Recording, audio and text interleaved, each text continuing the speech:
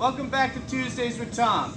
You watched last week, I'm going to talk about the same thing this week. Horror movies.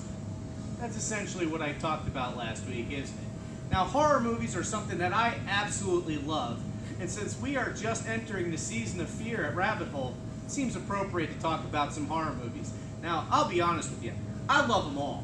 I want to go back and see all the monster movies, the old monster movies. Lon Chaney as the Wolfman, Bela Lugosi as Bram Stoker's Dracula. Absolutely wonderful flicks. Then you get into some more classic horror movies like The Exorcist. Really scary movie. Now we get some things that scare people now, kind of like, think about lots of vampires and lots of zombies. Now, unfortunately, a couple of years ago, the vampires were all sparkly and the zombies really didn't move all that fast, but it still seems to terrify people.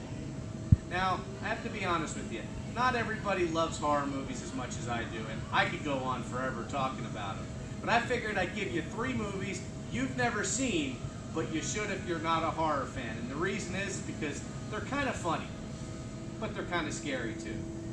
Alright, Zombies, the first movie. This is a movie from the zombies' point of view. Excellent flick, kind of a neat idea. What do you think a zombie is thinking when he's the primary character of the movie? Second one is Dead and Breakfast. This is a movie that actually has its own soundtrack built into it. And third is probably, let's think for a second.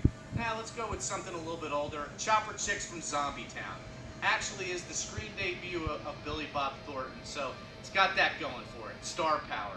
Now, I do have to give a shout out to my favorite scream queen, because I haven't even started talking about scream queens when it comes to horror movies, and give an honorable mention to something like Filthy McNasty.